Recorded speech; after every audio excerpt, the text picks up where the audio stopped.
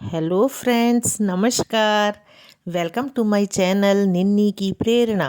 दोस्तों, आज हम विजया एकादशी का व्रत, उसकी कथा, पूजा की विधि और महत्व पर चर्चा करते हैं। फागुन मास की कृष्ण पक्ष की एकादशी को शास्त्रोक्त नाम है विजया एकादशी। भगवान श्री राम ने लंका पर चढ़ाई करते समय रावण पर विजय प्राप्ति की कामना से इस एकादशी का व्रत किया था।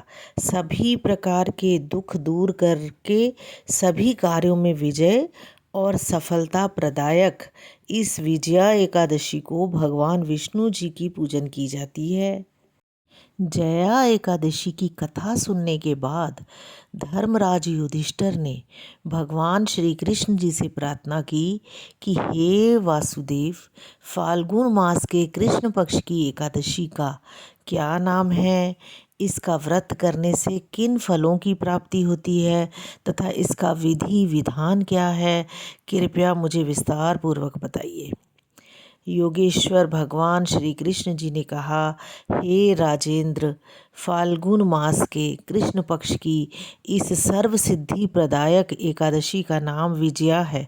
इसका व्रत करने वाले मनुष्य को सभी कार्यों में विजय मिलती है और इस विजया एकादशी के महत्व को सुनने व पढ़ने मात्र से सभी पाप नष्ट हो जाते हैं। एक प्राचीन कथा सुनाते हुए भगवान श्री कृष्ण ने आगे कहा कि एक समय देवर्षि नारद ने ब्रह्मा जी से यही प्रश्न किया था। तब ब्रह्मा जी ने नारद जी से कहा था कि हे नारद, ध्यान पूर्वक सुनो। इस विजया एकादशी का व्रत नए, पुराने तथा विगत कई जन्मों के पापों का हरण करके प्रत्येक क्षेत्र में व्रत धारक को विजय दिलाता है। रामायण के प्रसंग का वर्णन करते हुए ब्रह्मा जी ने आगे कहा, त्रेता युग में मर्यादा पुरुषोत्तम श्री रामचंद्र जी को जब 14 वर्ष का वनवास हो गया, तब वे श्री लक्ष्मण तथा सीता जी सहित पंचवटी में निवास करने लगे। वहाँ से दुष्ट रावण ने जब सीता जी का हरण कर लिया, तब श्री राम जी तथा लक्ष्मण जी अत्यंत व्याकुल हुए और सीता जी की खोज में चल दिए। घूमते घूमते जब वे मरणासन जटायु के पास पहुँचे, तो जटायु उन्हें सीता जी का वृतांत सुना करके स्वर्गलोक चले गए। कुछ आगे जाकर उनकी सुग्रीव से मित्रता हुई और बाली का वध किया। हनुमान जी ने लंका में जाकर सीता जी का पता लगाया और उनसे श्री रामचंद्र जी एवं सुग्रीव की मित्रता का वर्णन किया। वहाँ से लौटकर हनुमान जी श्री रामचंद्र जी के पास आए और सब समाचार कहे। श्री रामचंद्र जी ने वानर सेना सहित सुग्रीव की सम्मति से लंका को प्रस्थान किया। जब श्री रामचंद्र जी समुद्र के किनारे पहुँचे, तब उन्होंने मगरमच्छ आदि से युक्त अथाह समुद्र को देखकर लक्ष्मण जी से कहा, इस समुद्र को हम किस प्रकार पार कर सकेंगे।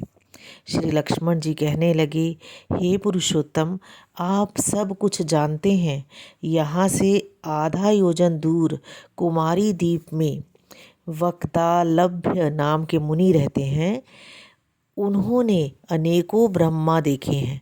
आप उनके पास जाकर इसका उपाय पूछिए। लक्ष्मण जी के इस प्रकार के वचन सुनकर श्री रामचंद्र जी वक्तालभ्य ऋषि के पास गए और उनको प्रणाम करके बैठ गए। मुनि ने उनसे पूछा, हे राम, आपका आना कैसे हुआ। श्री रामचंद्र जी कहने लगे, हे ऋषिवर, मैं अपनी सेना सहित यहाँ आया हूँ और राक्षसों को जीतने के लिए लंका जा रहा हूँ। आप कृपा करके समुद्र पार करने का कोई उपाय बताइए।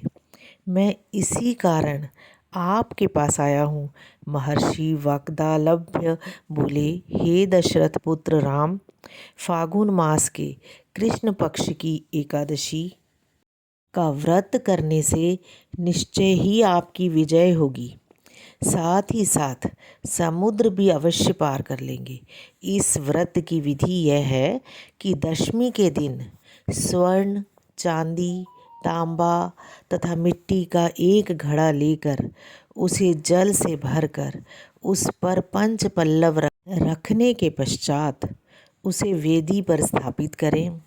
7 अनाज एक जगह मिलाकर घड़ा रखने हेतु वेदी बनाएं और घड़े के ऊपर जौ रखें और जौं के ऊपर भगवान श्री नारायण भगवान की स्वर्ण प्रतिमा स्थापित करें।